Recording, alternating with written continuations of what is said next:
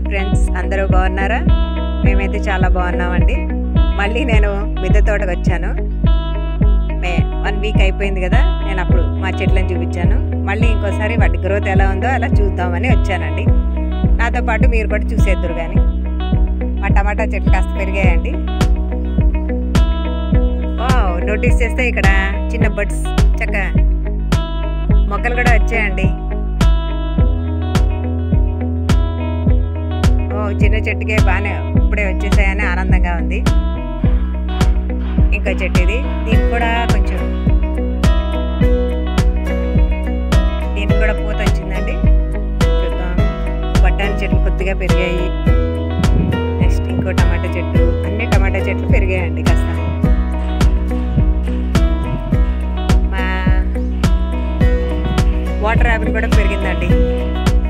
అప్పుడు చిన్న చిగుర్లు కదా, ఇప్పుడు పెద్దగా ఆకులన్నీ చక్కగా పెద్దగా అయ్యాయి.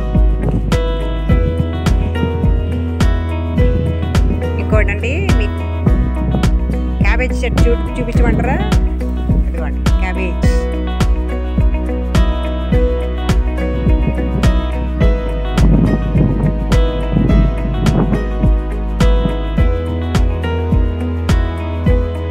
ఈ క్యాబేజ్ లీవ్స్ అన్నీ లోపలికి ముడుచుకుంటాయంటండి. అది అయిపోయింది అని తెలవటానికి మనకి. నేను ఫస్ట్ టైం క్యాబేజ్ చూస్తున్నాను. ఓకే, ఇప్పుడు మా బ్రోకలీ చెట్లకి వెళ్ళిపోదాం. మా బ్రోకలీ చెట్టు చూసారా ఎంత పెద్దగా అయిందో. దీని ఆకులు అంటే చాలా థిక్గా చక్కగా ఉన్నాయి. ఇప్పుడు చెప్పాను కదా నేను, దీంతో కర్రీ చేసుకుంటే బాగుంటుంది అని. అలాగే గూగుల్లో సెర్చ్ చేస్తే కర్రీ మంచిగా చేసుకోవచ్చు, చాలా హెల్తీ, అది కూడా బెనిఫిట్స్ ఉన్నాయి అని తెలిసింది.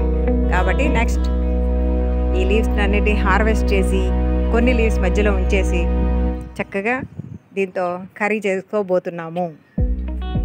అది కూడా మీకు చూపిస్తానండి.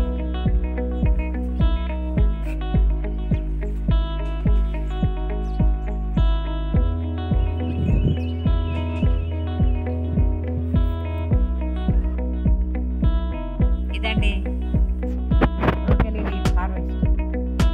దీంతో కర్రీ చేద్దాం. మీరు కూడా నాతో రండి.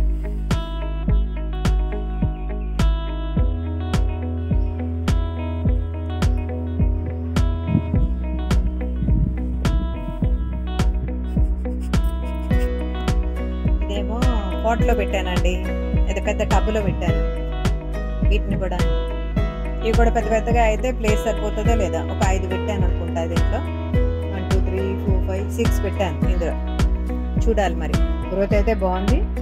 ఇవి కూడా బ్రోకలీ చెట్లే, చూడాలి. ఓకే, మరి ఇప్పుడు హార్వెస్ట్ చేద్దాం లీవ్స్. రైట్.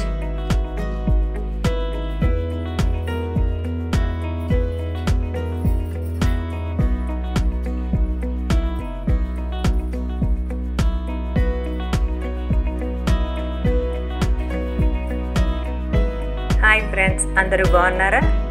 మీరందరూ బాగున్నారని ఆశిస్తున్నాను. ఈ ఆకులేంటి అని ఆలోచిస్తున్నారా? మొన్న హార్వెస్ట్ చేశాం కదండి బ్రోకలీ లీవ్స్. ఈరోజు ట్రయల్గా బ్రోకలీ కర్రీ చేస్తున్నానండి. ఎలా ఉంటుందో ఏంటో చూడాలి. ఫస్ట్ టైం చేస్తున్నాను.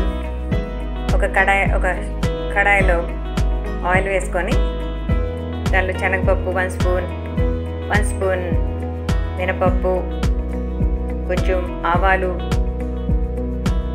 జీలకర్ర వేసుకొని దాన్ని చక్కగా వేయించుకోండి. ఒక ఎండుమిర్చి కూడా వేసుకోండి. నేను కరివేపాకు కొత్తిమీర వేయట్లేదండి.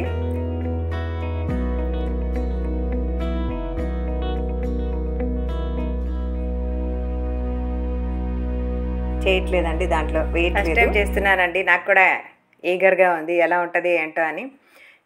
ఇప్పుడు వెల్లుల్లి రెబ్బలు ఒక 6 ఉల్లిపాయలు, అవి కూడా చక్కగా మగ్గే వరకు మగ్గించుకోండి. అవి కూడా వేసుకొని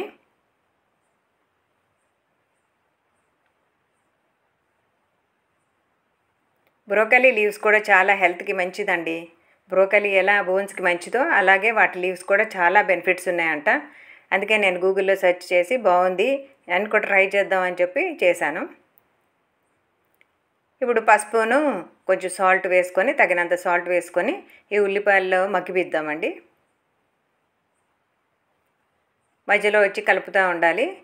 ఉల్లిపాయలు కూడా మగ్గిపోయినట్టున్నాయి. ఈలోపు మనం ఏం చేద్దామంటే ఒక గిన్నె లోపల ఒక చిన్న గ్లాసుడు పెసరపప్పు తీసుకొని దాన్ని కడుక్కొని దాన్ని కూడా పక్కన పెట్టుకొని ఉడకపెట్టుకుందామండి. ఉల్లిపాయలు మగ్గిపోయాయి కదండి. ఇప్పుడు బ్రోకలీ లీవ్స్ నీట్గా కడిగేసినవి ముక్కలు చేసుకున్నవి వేసేయాలి. వేసేసి మంట మీద మూత పెట్టుకొని చక్కగా ఉడికిపించుకుందామండి.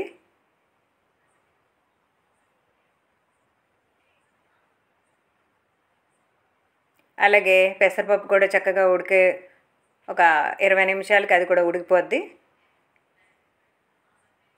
మధ్యలో మధ్యలో వచ్చి కలుపుకుంటూ ఉంటే గిన్నెకి అవి మాడకుండా ఉంటాయండి.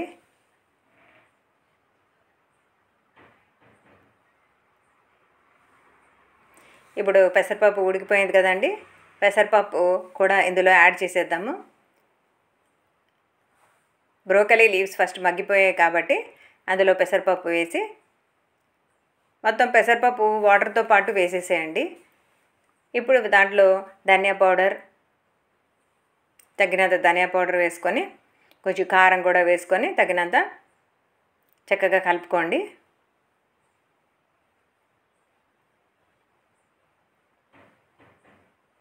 కలుపుకొని మూత పెట్టి ఒక 10 నిమిషాలకి కర్రీ రెడీ అయిపోతుందండి. ఇప్పుడు మనం ట్రయల్ వేద్దామండి. ఫస్ట్ టైం అండి నేను కూడా ఈ బ్రోకలీ కర్రీ ఎలా ఉంటుంది ఏంటో అని ఈగర్లీ వెయిటింగ్ అండి. హెల్త్కి చాలా మంచిదంటండి. కాబట్టి నేను కూడా ట్రయల్ వేస్తున్నానండి. వేడివేడి అన్నంలో ఈ బ్రోకలీ కర్రీ తిందామని పెట్టుకున్నాను. ఇప్పుడు ఫస్ట్ టైం దీన్ని కలుపుకొని తింటున్నానండి. ఎలా ఉంటుందో, బాగుంటుందా టేస్ట్ అని ఆలోచిస్తూ తింటున్నానండి.